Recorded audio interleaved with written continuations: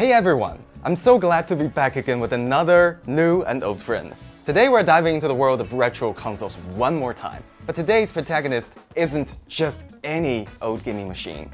It's unique, special, and dare I say it, a bit of a joke. I'm sure you didn't know that.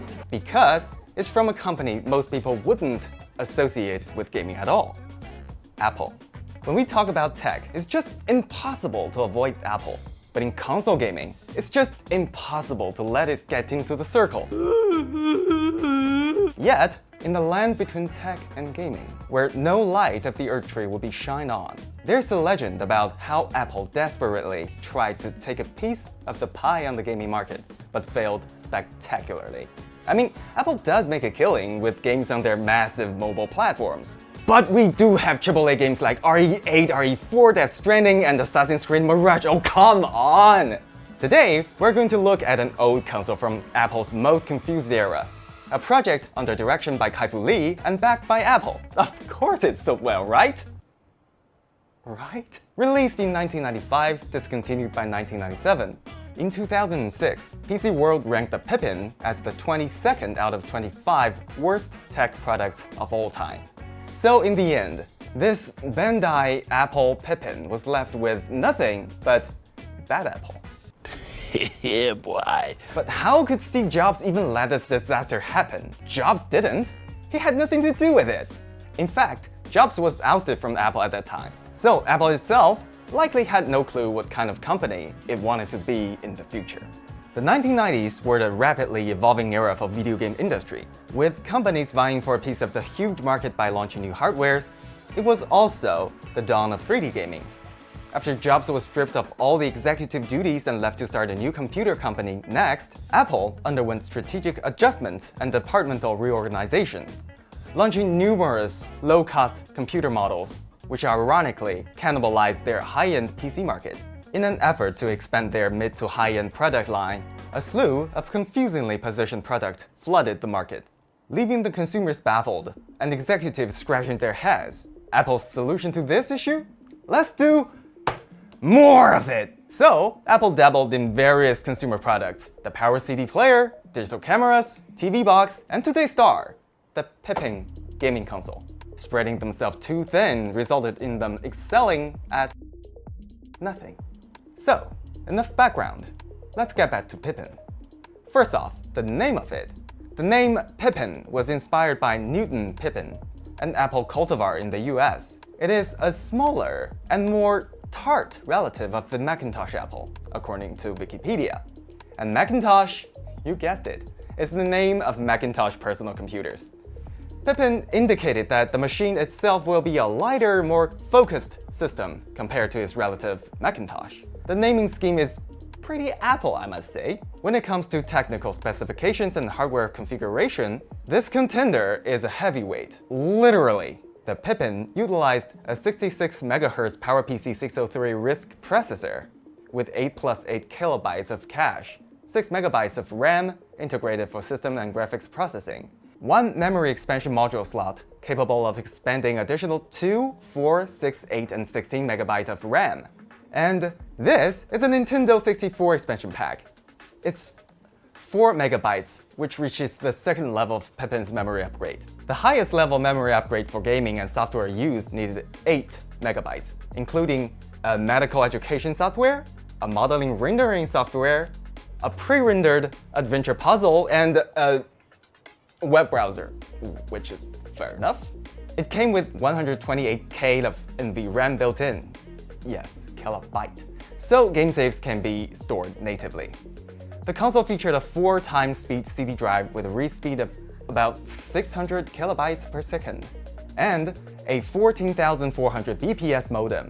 Yes, BPS, right? Roughly equivalent to 0.0017 megabytes per second. Video output was ahead of its competitors, offering region-free functionality with a switch to toggle between VGA, PAL, and NTSC. Supported output interfaces included VGA as video and RCA composite, with resolutions outputting at 640 by 480 in 8-bit or 16-bit color. Power input was compatible with 100 to 240 volt wide voltage Once again, way ahead of its rivals. In 1995, this spec was quite decent. Actually great for a console.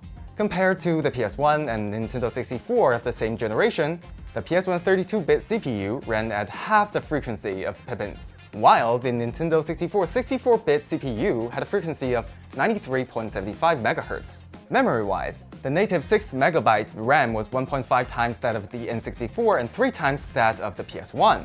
Looking at these hardware specs compared to its contemporaries, how could it lose? Lifetime sales of 42,000 units. I didn't leave out a zero.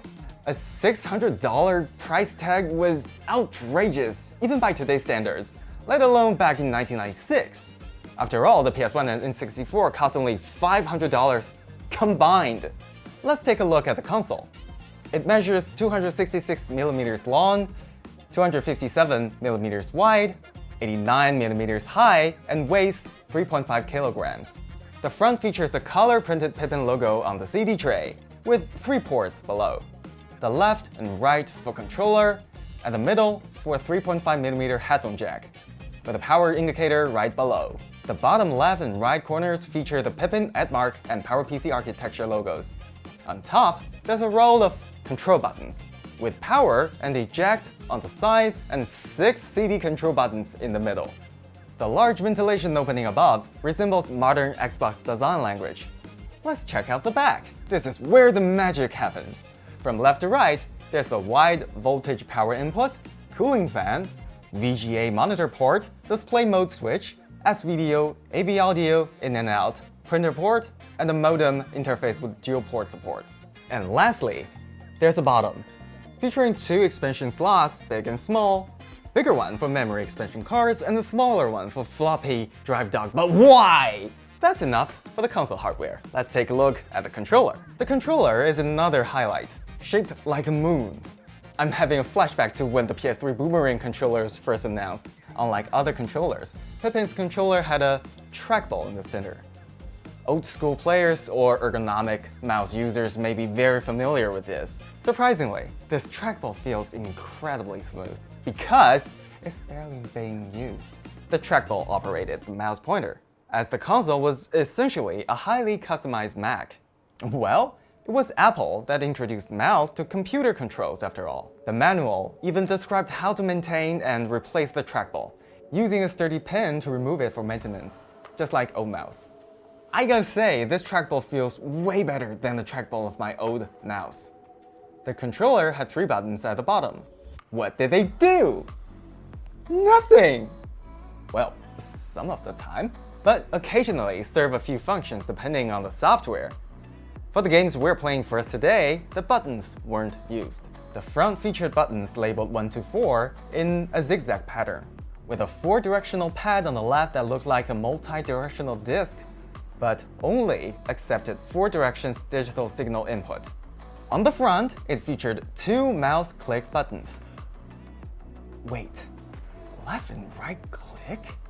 This goes against natural order! Apple always favored single-button mouse designs. Even to this day, the Magic Mouse would only feature 1 physical button. Most Pippin-related products you can buy today are in excellent, almost perfect condition because nobody ever used them. And guess who wants to play it? Okay, so here off to the play session. So shall we start it? Sure. Do I just push this in or something? Yeah, there's a... Oh, I can't do it manually? But it does not work every time, so we What if I just push it in? Is it gonna work? Yeah, the old-fashioned way. Oh, see, yeah, that's much better. Why does it take so long to just read the disc? Come on! Oh, it's Edmark Town! Town. Is the resolution? Oh okay. my god. Wait, what is that? Oh, well. What is that? Well, you need a phone number, an ID, a password, and you have to connect to the modem in order to get into the internet. Oh, who would have thought? Wow. You have to dial so advanced. Yeah, in 19... Ahead of time. Okay, so how many digits you use for phone numbers back then? Do we know? I don't actually know that. All right, let's just do like 1, 2, 3, 4, 5, 6. It says Error. error. Yeah, of course. Yeah. Then, well, That there isn't we- an offline option. I wouldn't. Is there? Well, I don't think so. We But might need we to. do have some discs. That is offline. That is offline. That is pretty There. good. Yeah. All right, let's see Power Rangers from 1996. Yep.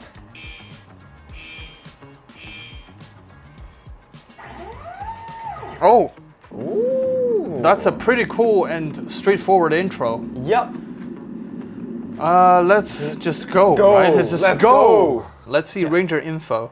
Yep. Let's see. Woohoo. Blue Ranger. Blue Ranger. Strong and disciplined.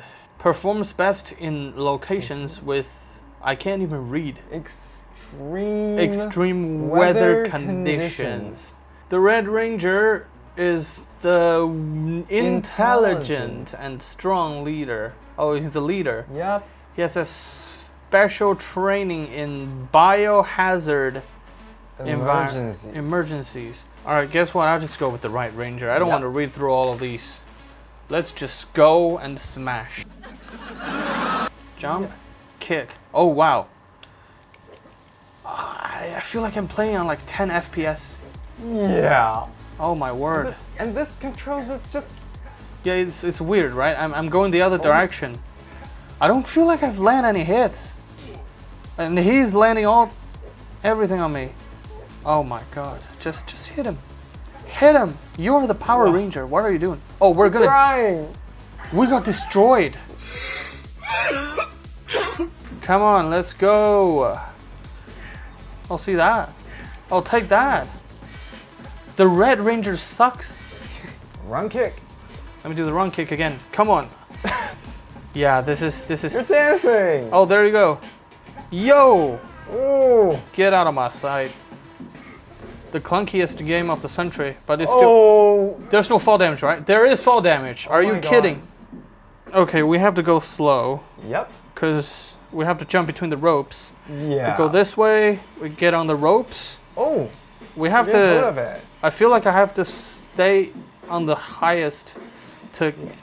Yeah. Oh wow. Okay, I jumped. Oh I my literally God. jumped to my own death. We're 81%. And we have a ranged weapon. That is the most important part. Yeah. Come on, get it. Yeah.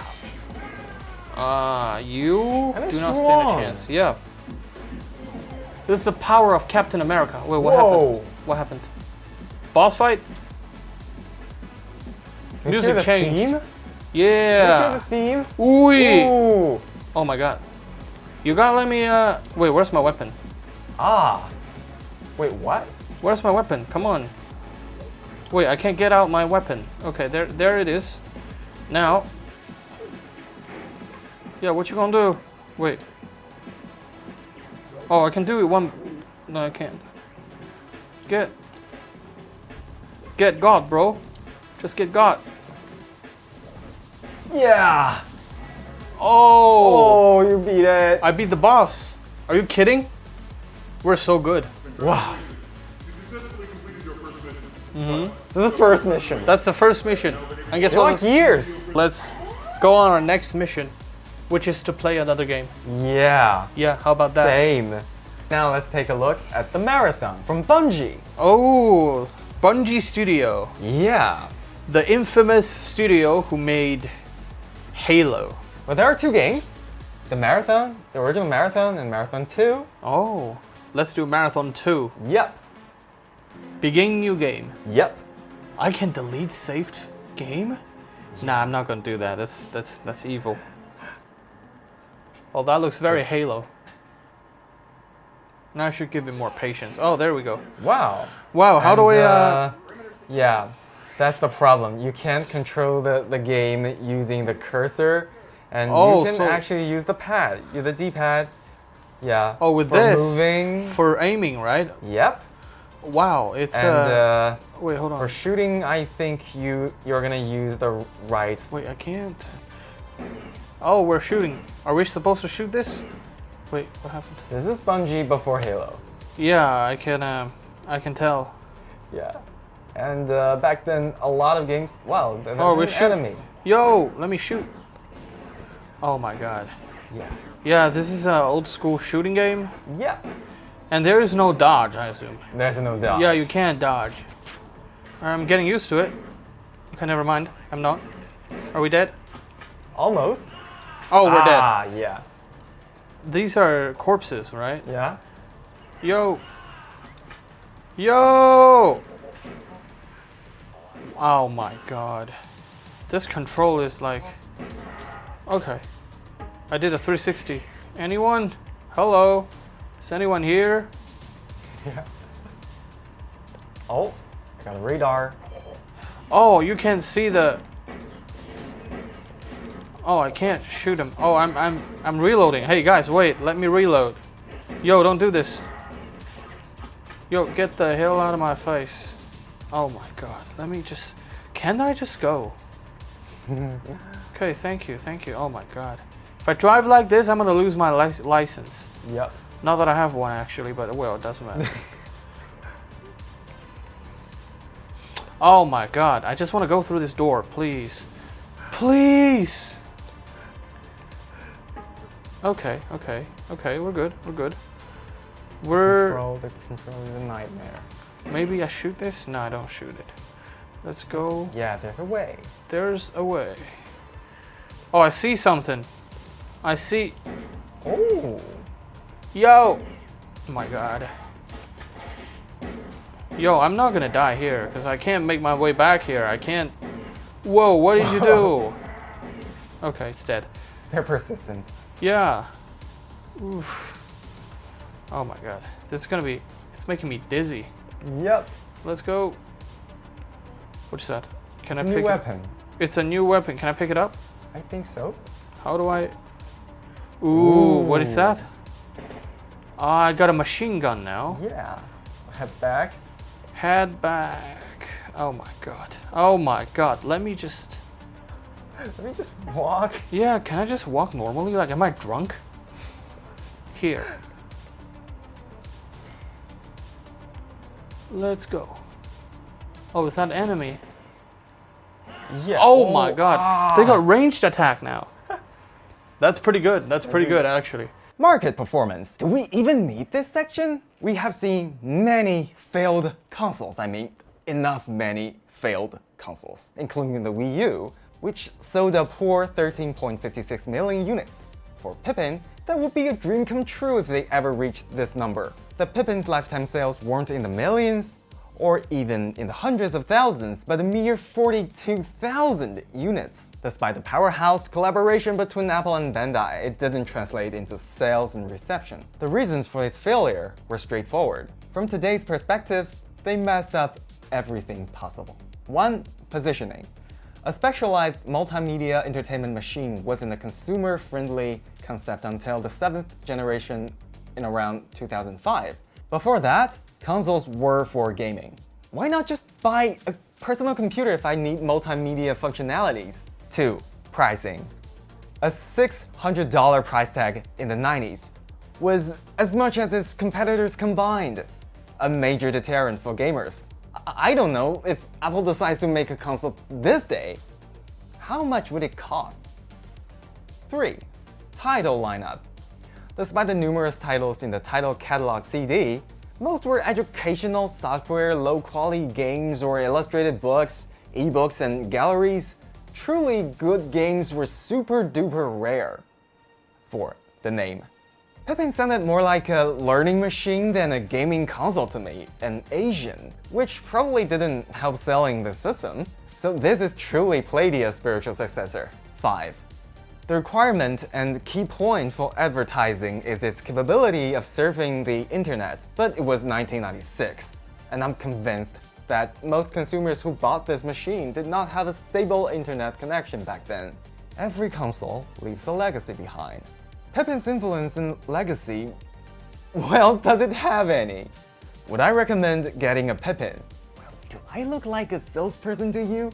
No!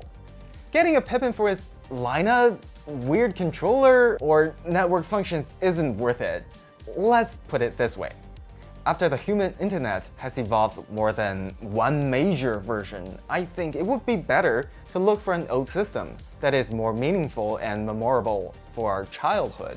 Getting a machine that was discontinued in 2 years still uses the dial-up system of the last century that emphasizes networking functions and has fewer first-party games than the PS5 games? That just doesn't make any sense. Alright, that's it for today's video. Don't forget to like, subscribe, and hit the bell so you won't miss our next content. I'll be seeing you next time.